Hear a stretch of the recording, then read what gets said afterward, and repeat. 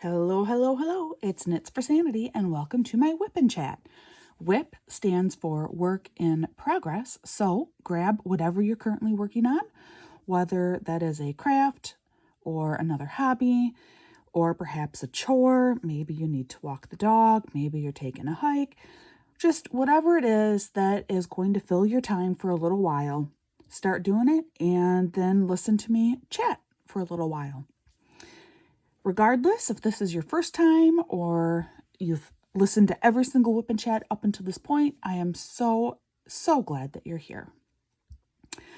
What I am currently working on has not changed at all. Normally on Sundays, I do something different other than my current diamond painting, but I'm so close to having this painting done, and I wanted to have it done by October 1st, and it's now October 2nd.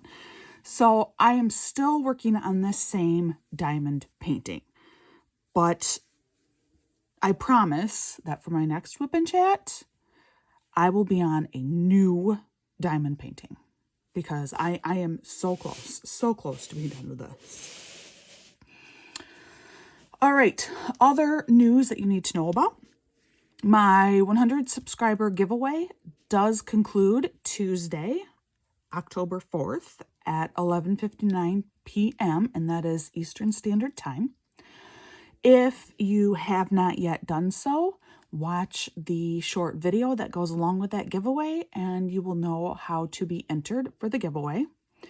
And that giveaway announcement with the winner will come out later this week, so be on the lookout for that as well.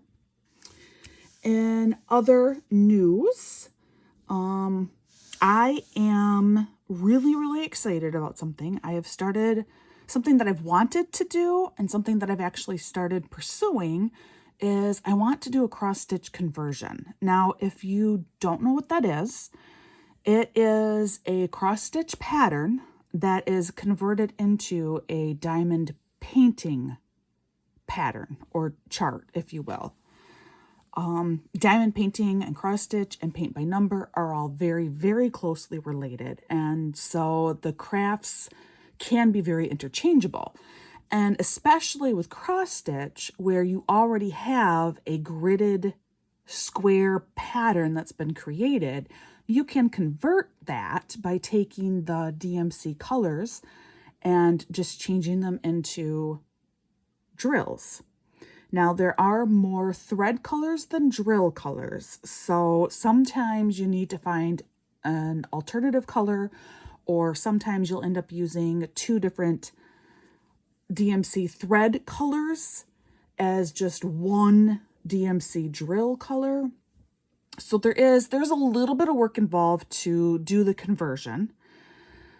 In addition to that, usually the diamond paintings end up being quite large and they are pricey. I just had the one that I would like to do. I sent that over to Jade at Jaded Gem Shop. She specializes in this, where she will put together all of the drills that you need, as well as the blank canvas that you need in order to make your diamond painting. And my estimate before shipping and tax, before everything else, is $200, which is so much money. But it is something that I really want to do. So I'm going to start saving up for it. And again, if you want to help with that effort, you can definitely buy me a coffee. The link is in my notes. And any help you can offer would be appreciated. It is something that I want to be able to do for my channel and to show all of you the process of doing a cross-stitch conversion. It is quite something to look at your cross-stitch chart and convert that to the diamond painting. And I would love to be able to go through all of that with you. So, and I even, if I can get the supplies I need soon enough, I even selected a currently free cross-stitch pattern. So it's even something that you could get the cross stitch pattern yourself to follow along with what I am doing. Not that you necessarily are going to be doing the conversion as well. I mean, you can, but you don't have to. But, you know, if you're interested, because it's free and it's so easy to just access and download the PDF, you could even kind of get an idea of what it is I'm doing and kind of follow along with it. So anyway, that is my other bit of information. And I think we can probably get started. Now, I have said that I will be doing a community question with every WIP Chat. And even though I am still waiting for people to respond and answer a community question, I'm going to be persistent and I'm just going to keep asking them because hope springs eternal. No, because I really am hoping that eventually you guys will catch on and be interested. And, you know, I'm trying to create a community here. So I'm just going to keep asking the questions. I would love it if you would answer, and not just answer for me to read, but then also look through what other people have written as well. That's part of building a community, is kind of getting to know the other subscribers, the other people who are watching this video. Maybe you'll find somebody that has a lot of common interests to you and you could become virtual friends. That's the whole reason why I'm starting the community question. So today's community question is, on the surface, maybe a little bit different, but I will explain why this is today's community question. And that is, what is your favorite animated Disney film? So what's your favorite animated Disney movie? Mine probably is The Emperor's New Groove. And I think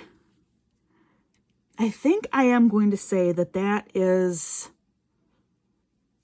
my favorite, with the need to mention a couple of others. The Emperor's New Groove, I'm considering that my favorite because that's the first animated Disney movie that I watched as an adult, and it had me laughing hysterically. I guess maybe I wasn't technically an adult. I think it came out like my first year of college, so I was only 17. But whenever it did come out, I'm pretty sure it was my first year of college. So I wasn't like real childish anymore. And I remember going with my family to watch it in the theater over Christmas break. And I was watching this movie and I was just dying of laughter watching it. And I was about the only person in the theater that was laughing that hard at this movie. So for me, it was a win from the beginning. It was only in more recent years that I think more people about my age, oh, I have one on there, that's the problem, that more people about my age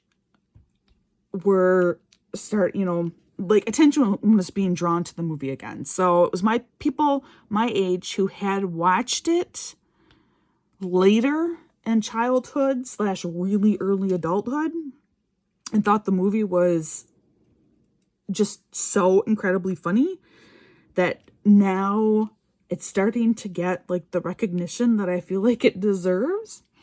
If you've not seen it, it is really, really funny. The restaurant scene alone, oh my word, it is so good. So Emperor's New Groove is fantastic. But then a couple of others. My favorite animated Disney film when I was a child actually was one that came out before I was born. It was Robin Hood. I loved that movie. I just loved that movie. So Robin Hood is a win in my book, and I still, I can still like hear that soundtrack in my head. Just really it's a very nostalgic movie for me. And the reason why I even watched it as a small child is I had talked about this a while ago about how ABC had the Disney Presents on Sunday nights when I was a kid. And one Sunday night, they had put on Robin Hood. And my dad had recorded that off from TV. And so that is how I saw it for the first time as a kid. And of course, back in those days, the ways to watch movies were you would have to rent them from the video store. There would be a video rental place. If you don't know what that is, you are much younger than me.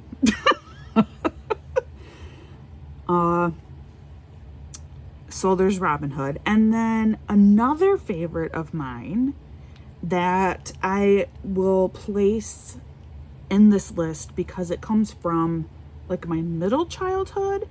When I was 12 years old on Thanksgiving, I watched what ended up becoming two of my most favorite movies that I had not seen prior to Thanksgiving when I was 12.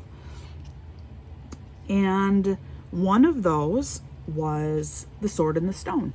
I had never seen The Sword and the Stone until it was on TV Thanksgiving Day when I was 12, whatever year that was.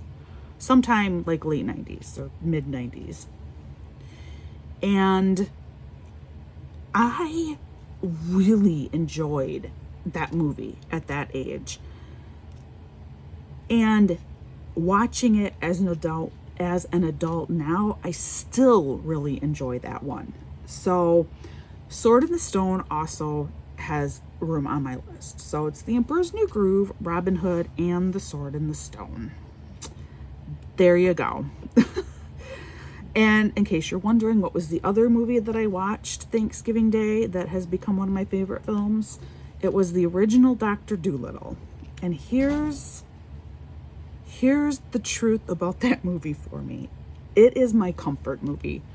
That is my go-to if I am sick or really not feeling well, like emotionally, or I really just need some self-care. It is that original Dr. Dolittle movie. Even though it is very racist, very misogynistic. I mean, now from a 21st century perspective, the movie is very problematic. But I will also contend that I am certainly old enough to recognize all of the inherent problems in the film.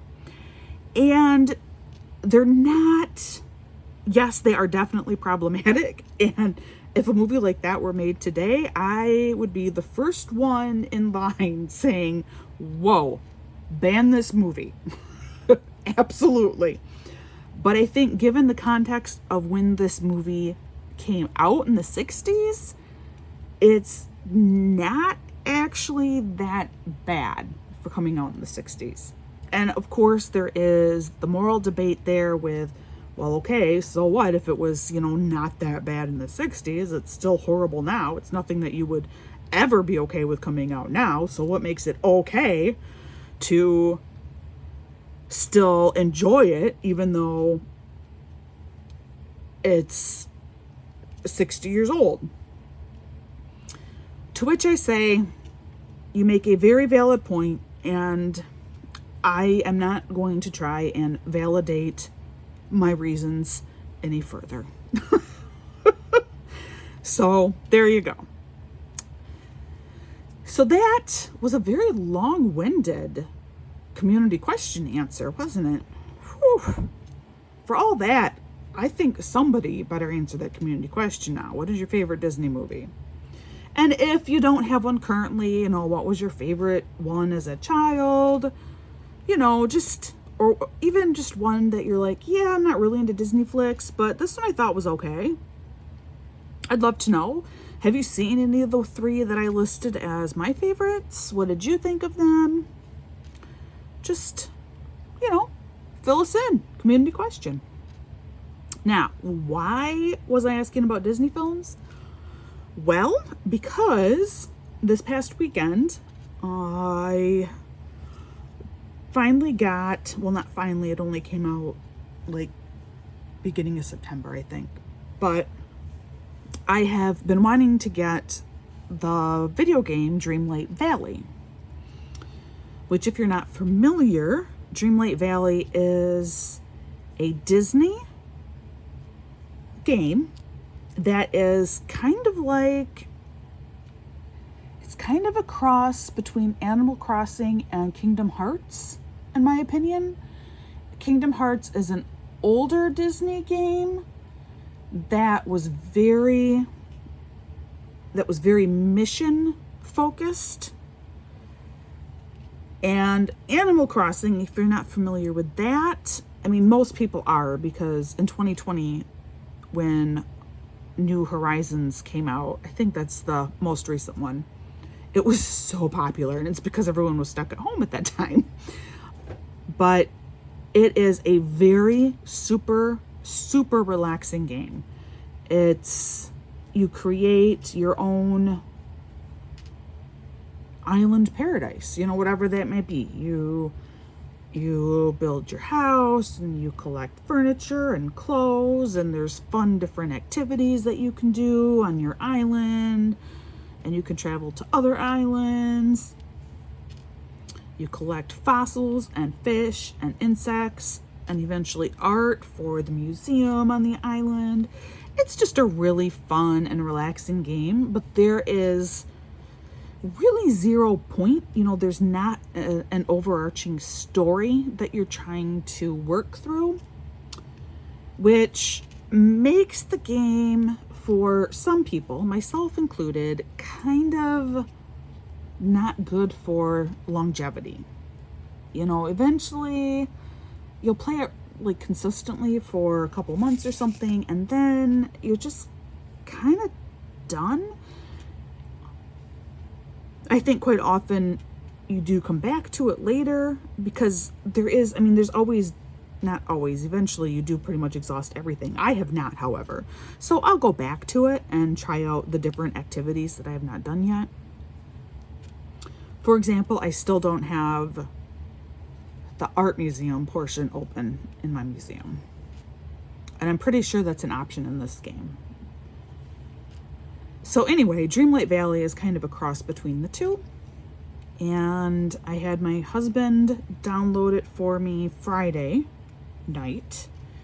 And that took a long time, again, because of where we live. And then yesterday was chore day, and I folded so much laundry. It had just been sitting and collecting for a ridiculously long time. In theory, my girls are all supposed to collect and fold their own laundry. In reality, my oldest does a pretty good job. My second does a very mediocre job. And my third, no, just no. So yes, obviously, as the parent, I need to get on their case more about following through and actually finding their clean laundry and folding and putting it away. But I also need to maintain some kind of sense of sanity in the household. And so eventually I just fold all of the laundry. Regardless, I do still fold, of course, my laundry and my husband's laundry and my son's laundry. And there's always a few items still mixed in from the girls in there too. So I'll count that as like a fourth person. So I'm still kind of folding laundry, or supposed to be folding laundry, for 4 people anyway, which is still a lot. So anyway, I spent a long time yesterday folding laundry, and I actually folded a little bit more today, and now I'm basically caught up. But it's the thing with laundry, you're never really caught up, because people have to keep wearing clothes, because nudity is kind of frowned upon, and the seasons are definitely changing here, and so it'll be really cold to be naked too. Anyway, once I finished folding all that laundry yesterday, then my reward was I got to start playing Dreamlight Valley. And it's a fun game. There were a couple things that were kind of difficult, like it's not well explained how to do a couple different activities, but otherwise it's been pretty easy to follow, and it's been just a lot of fun. Right now I'm in the process of trying to rescue Remy and get him to come back to this like Dreamlight Valley place.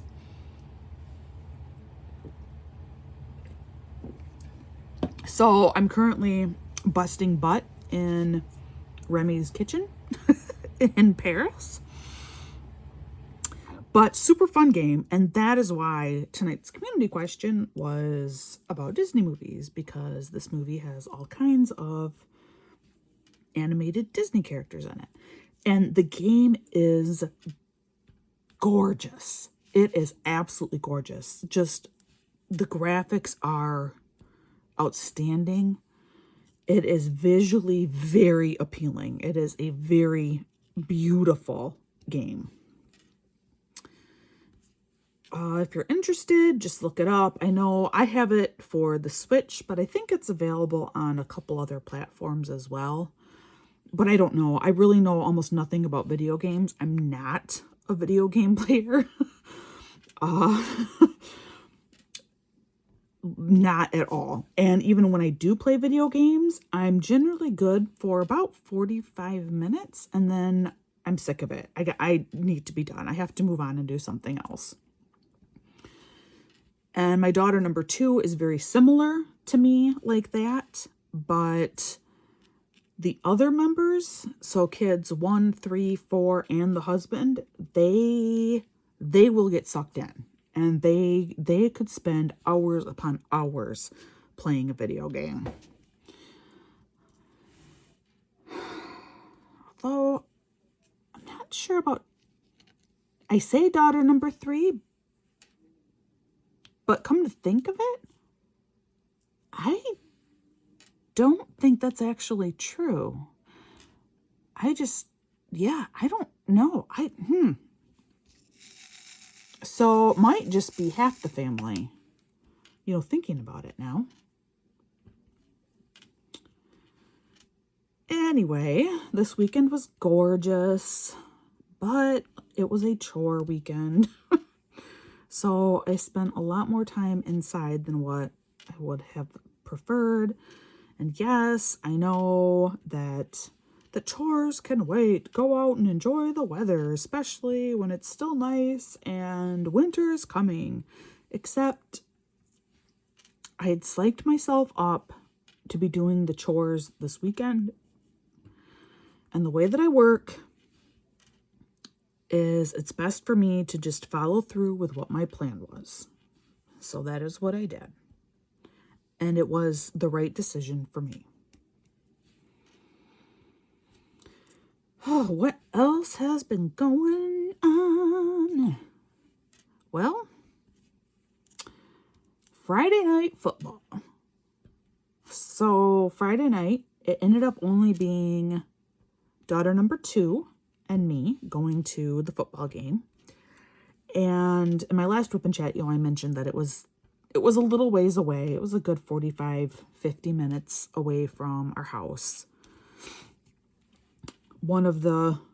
It's like the second to furthest away game. The furthest away game is actually going to take place in 2 Fridays.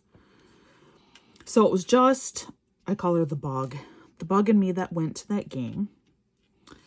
And it ended up being a pretty chilly night, and the bug forgot her gloves.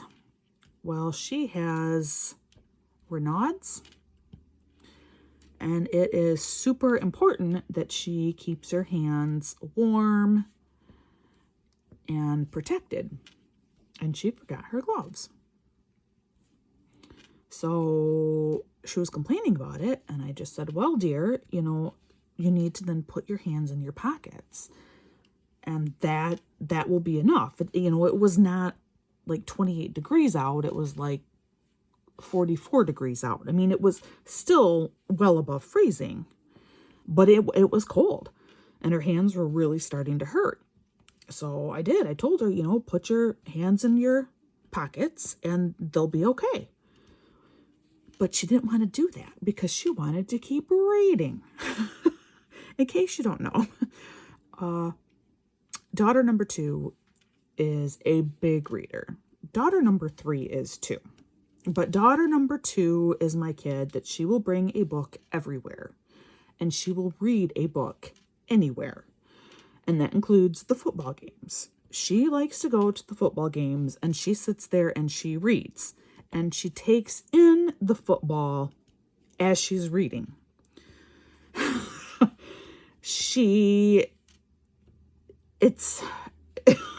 It's quite something. She does the same, not anymore, but she used to do the same when she'd want to go to wrestling tournaments. But she'd sit there and she'd read the whole time. And you always wonder, how much is she actually taking in of the wrestling tournament? And then you're always surprised later on to find out, oh, she caught that and she caught that too. So that's what she does at the football games. And she really has no interest in football. She really just goes to support her favorite athlete. Well, she refused to stop reading. So at that point, I said, well, then I have no sympathy for you. And next time now, you won't forget your gloves, will you? The game, well, the first quarter and a half really were shaping up to be a good game. The team we were against, they ended up getting a couple of touchdowns and they got their extra. They just went for 1 point, extra bonus points, with both of them.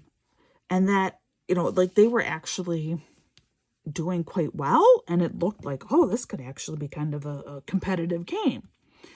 That only lasted for the first quarter and a half. And then after that, it was, as I predicted, a very easy win. It ended up, I think, 58-14 was the final score. So it started out really good. And that was even with the refs, really trying their darndest to help the other team. I mean, to the point that there was one time that a kid on the other team had the ball, touched the ball dropped and bounced, and he caught it on the bounce, and the ref didn't blow the whistle after he even touched the ball. There was no whistle. The ref didn't blow his whistle until after the tackle was made. That was a little, it's kind of like, oh, that was very blatantly letting something go. I mean, wow. I mean, that's the kind of thing that the refs blow the whistle for when you're 3rd, 4th grade in your first year doing tackle football around here. And the ref didn't blow his whistle. He waited till after the tackle was made. So that was kind of interesting. But yeah, it was, I mean, the boys did a really good job again. The Bugs' favorite athlete he was featured quite heavily in the newspaper article that came out yesterday. I think he had 4 touchdowns and a couple of really long runs. He had an 85-yard run for a touchdown. Another one was 55 yards, something like that. Anyway, so our boys did a really good job. But the other funny part about that was, so on our way there, I had almost no cash. Actually, I didn't have any cash. I had $2, and you need cash in order to get into the football games, and then to get something from concessions, you need cash. And it's hard to get cash around here because we don't have, our bank is not local. So any bank we go to, you pay fees to get cash. And the couple of stores that will give you cash back around here, it's like one of them charges you like a 20% fee to get $10. So you end up paying $12 to get 10, which is even worse than just going to a different bank and doing a withdrawal there. And then the other place that we could go, and I considered going there, is the grocery store. You can get up to $20 cash back. But that's it. So I didn't have any cash. So in order to pay for our entrance fee, I actually had to borrow from my son. I took $10 from him. And then Veda brought her own money for concessions. And then I had my $2, which I was hoping would be enough to buy me hot chocolate. It was. The hot chocolate was exactly $2. And it wasn't very good hot chocolate. It was really watered down. But anyway, at least it was warm. And that was good. That's what I wanted, was a warm drink. So I told her that I like to try and get like a hot dog or something from the game to support the school. But without having the cash available, we weren't going to be able to do that. So I told her that we were going to stop at McDonald's on the way, because we would actually be passing a McDonald's on our way out there. So that's what we did. We stopped at McDonald's. The line took forever. It was a ridiculous wait at the McDonald's. And while we're waiting, my daughter's looking out the car window. And she says, wow, that is some really good looking grass, considering the time of year. Yeah. And I look, I'm like, okay, I guess so. She's like, yeah, that looks like some summer grass. I wish you could have heard her. She was like so sincere. That looks like some summer grass. So, that McDonald's apparently has just really good grass or something. I'm not entirely sure. But we did get our food, and then we had to eat on the way at that point because it took so long to get the food.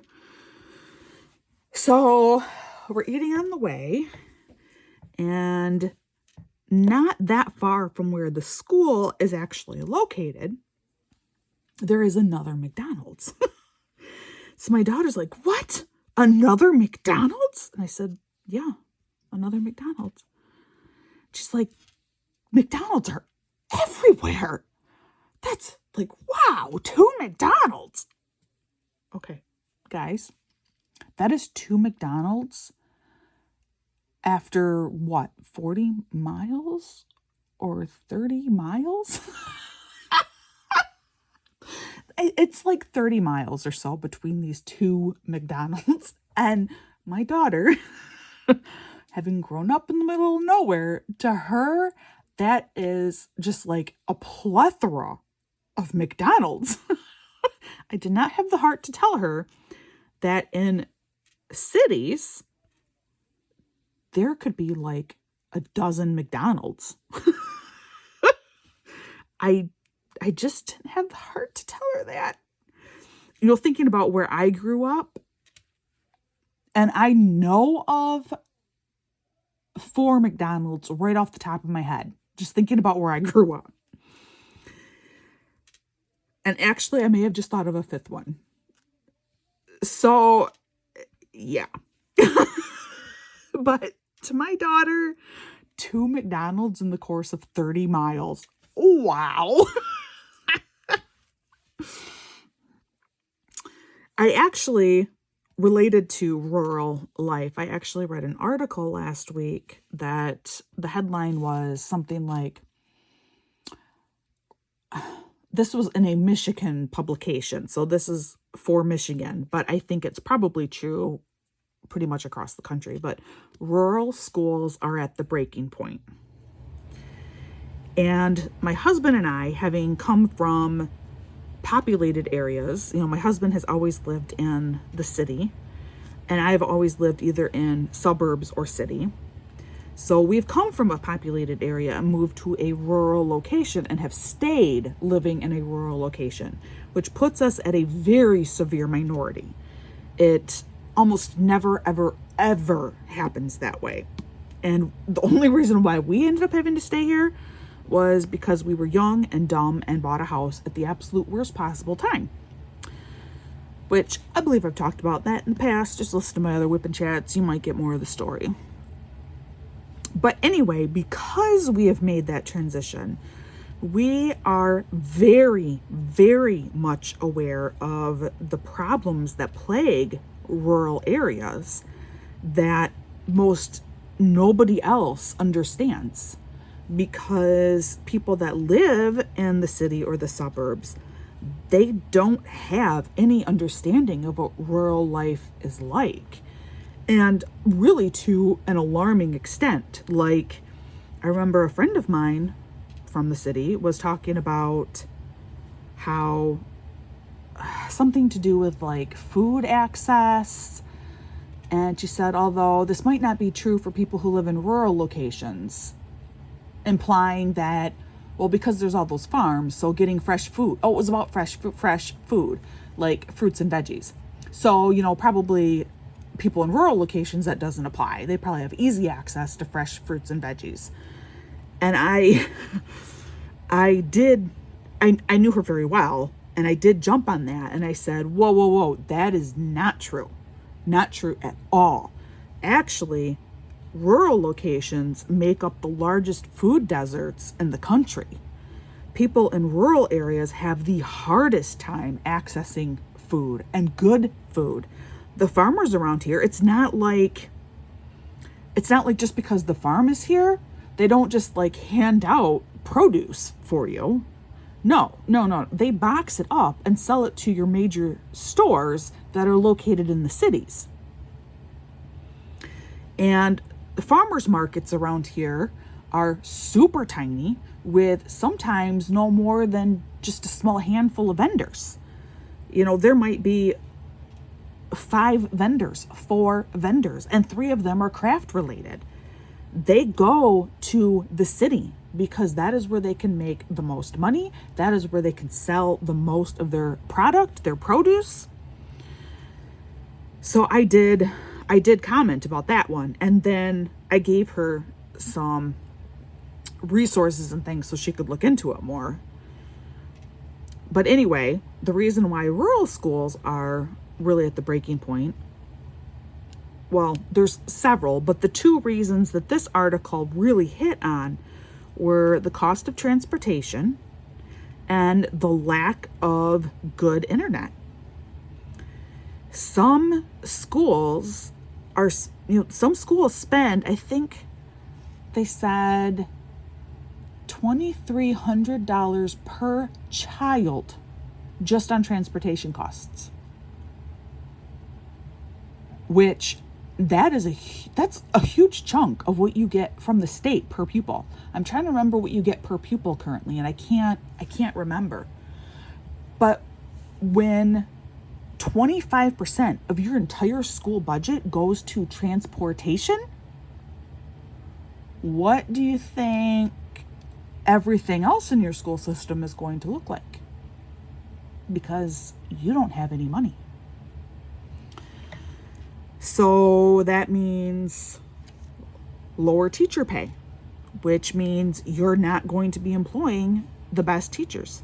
Not to mention the fact that most people aren't looking to move to the middle of nowhere where resources are pretty much non-existent. And then you're told that you also are going to get paid substantially less than a counterpart in even the inner city somewhere.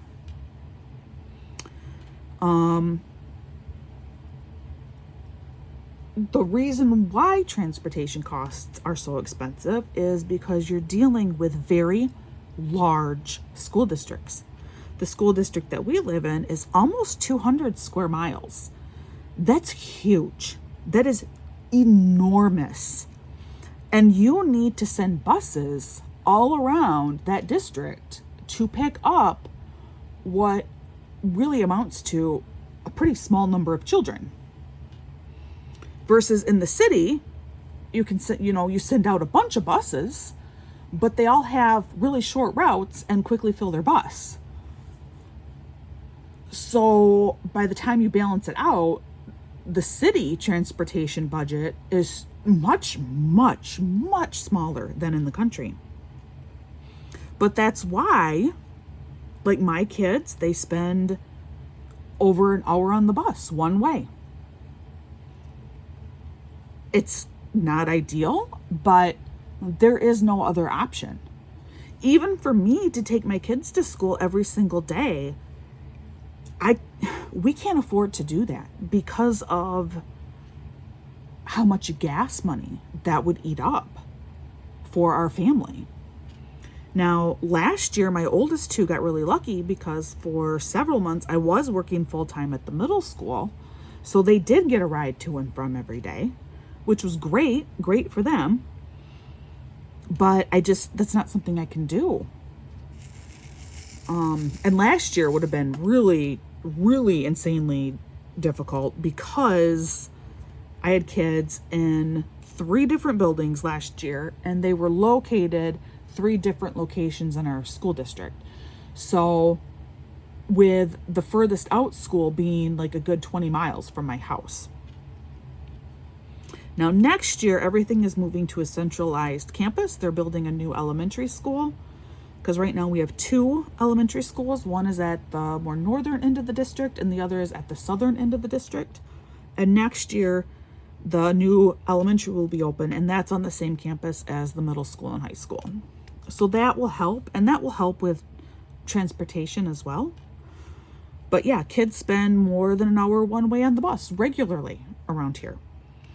Kids often, if you are the only kid that lives within a, like several mile radius, it's not uncommon that you will still need to figure out how to transport your kid like a mile down the road to save the bus the extra time that it would take to go out and pick up just your kid. So now you have to have someone that's able to bring your kid to a completely different location and one that they can't get to on their own. So that also increases like truancy issues sometimes. It's also pretty common in rural districts, and this is like what it is for us. You need to have the same pickup and drop off location. So if you need childcare, you are gonna have to figure out, okay, so then do I get my kids to childcare earlier than needed so that they can then be dropped back off at childcare after school when I'm not available to be home? Or do I need to figure out who can be at my house every day to get the kids off from the bus because I won't be home? You cannot change your drop-off location. If your kid wants to have a friend over, they cannot ride the bus with your child. That is not allowed. And when I was a kid, that's not how it worked. It wasn't a big deal if you had a different pickup and drop-off location. As long as like the bus system knew about it, it was not that big of a deal because there's so many kids that they're going there anyway, and that's not the case here. So transportation was the one issue brought up. And then the other one, which I mention quite frequently with my videos, is the whole internet issue and how rural kids are so far behind with technology, and they also cannot access the same really cool resources that are available online because we just don't have good enough internet out here, and the schools can't get it. Just because you're a school doesn't mean that somehow you have like a really great cable network running to your school. That's not, our school is located in the middle of woods and cornfields. Like there's no great cable network that's going to just magically appear just because you're a school. So it was a very good article.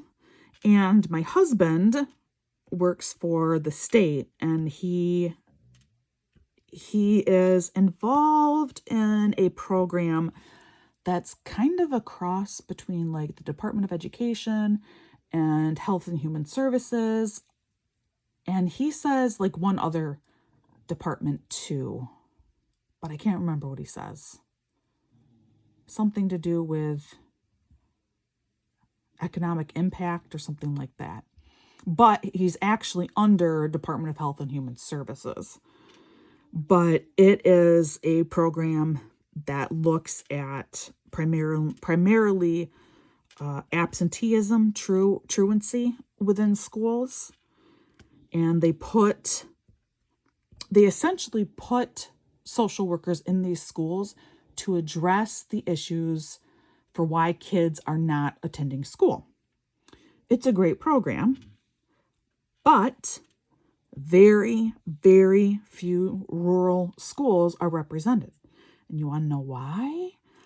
It's largely in part because, well, actually, there's another reason, but I'm not going to get into that tonight because I have gone off on my political wagon enough. But a big reason is because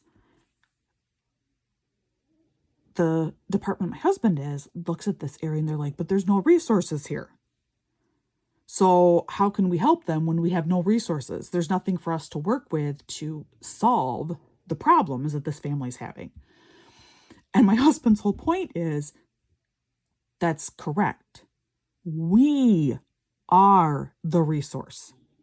We may be the only resource, which makes it all the more reason and all the more important that we should be in these schools. These schools are suffering. And so I had forwarded him this article, and he read it and loved it. And I think he forwarded it to his boss, but I can't remember. So anyway, that's probably a lot more information on like rural schools than what you ever wanted to know. But if you haven't noticed, it is something that I'm really passionate about, just because it's something I never knew. I never realized until I lived out here and lived out here for a substantial length of time.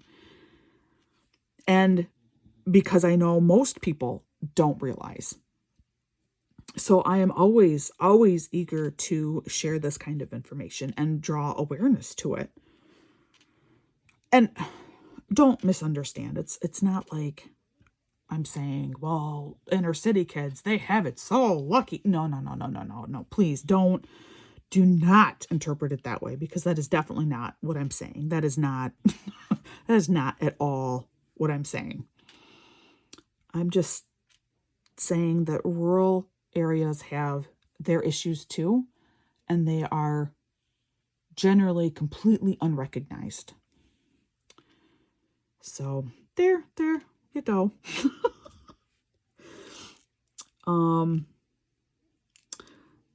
I got to start thinking about wrapping this up. I spent a long time talking about not a whole lot of stuff. Whew. Yeah, I'm kind of sorry about that. I guess, I just really got going on a couple of different things. For this week, tomorrow is dance class for my son. Tuesday is not his last flag football game like I thought. It's his second to last flag football game. Thursday is supposed to be his last flag football game, but it might be rained out. And then next week he has his year-end party. So I'm kind of bummed because I really thought football was going to be done this week. But it turns out I still have to get him to his party next week, Tuesday. Which is, oh, that's right. I did know that though, because I'm going to have my husband bring him because I have parent-teacher conferences. Next week is parent-teacher conferences. And with all of my girls in the middle school, I have 13 teachers that I somehow am supposed to be touching base with at the middle school. And that is with having one teacher who has all 3 of my daughters and 2 other teachers who have two of my daughters. So that's even with shared teachers. So I think it's something like 13 teachers at the middle school, 1 at the high school, and then of course my son's teacher at the elementary. And it's parent-teacher conferences. And it's the middle school parent-teacher conferences next Tuesday. So I will not be able to take him. And I think I've mentioned that before too here. So I did know that his football party actually was next week. I just now remembered that I did know that. Does that make sense? Do you ever do that?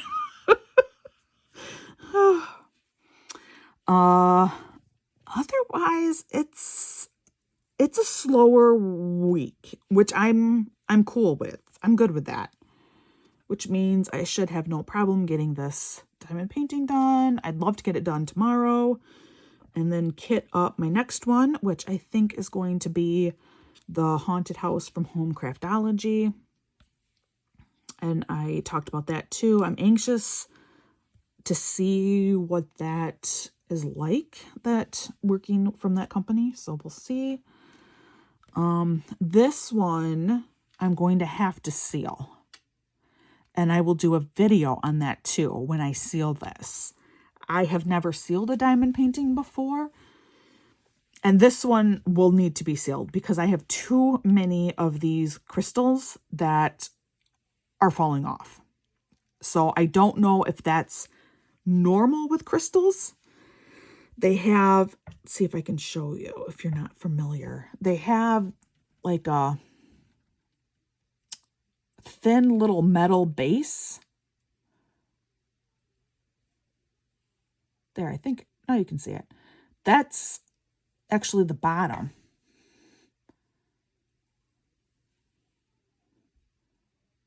See? And I don't know if because of the underside that it makes them less able to adhere really well to the canvas, because I tested this and it felt like actually, no, I didn't test this one. This is not the stickiest canvas. I shouldn't be able to just, normally I do this and like, I really push and then it sticks, but not well. So no, it's the canvas. The canvas is not super sticky. So I will have to seal this and I will do a video of that and hopefully it will turn out well, or it will be I'll label it as a comedy because it could be really funny, or I'll label it as a tragedy and I end up totally ruining my painting. I don't know. We'll see. So I hope to also get that done this week. And I bought a book that I'll be able to put some of my diamond paintings in to show them off and just store them better. So I'm hoping to do that this week. So I have like big crafting plans for the week. But not a lot of and then I have other things like I need to make some doctor appointments. My husband and I have not been to a dentist in years, so I really need to call and get us into the dentist. I need to call the pediatrician and get my son down there because he has warts that we tried to freeze off at his wellness check in August, but it didn't work. So we'll take him back down and try that again. And then I really need to schedule a physical for myself. I hate that kind of stuff. But anyway, I think though, that probably about sums this up. If you're still with me, I really, really appreciate it. Like a lot. I really appreciate it. More than I can ever be able to express to you via video. I appreciate it. Please do answer the community question. And please like my video. Please subscribe to my channel. And, if you really enjoy any of my videos, you can always share them. That definitely helps my channel. And you can always buy me a cup of coffee. Right now, that coffee fund money, anything that I do get, will be going toward the cross-stitch conversion. Like I said, any money that does come in for the Buy Me a Coffee will be put back into my channel. And the cross-stitch conversion is a project that I really, really would like to do with all of you on my channel, because I think it will be very, very informative. And I think you will really enjoy watching the process of doing this and the final completion. I think I've hit all the big bullet points. So, having said that, with my huge thank you, don't forget about the 100 subscriber giveaway. And that's everything. Okay, there we go. We're good now. Anyway, please be kind to everyone around you. You don't know what everyone is going through. And I hope you have a wonderful day. I hope you have a blessed week. And take care. And do something for yourself today. Whether that's you spend an extra 10 minutes reading, or you spend an extra 2 minutes in the shower, do something for yourself today. You deserve it. And that's all, folks. Until the next time.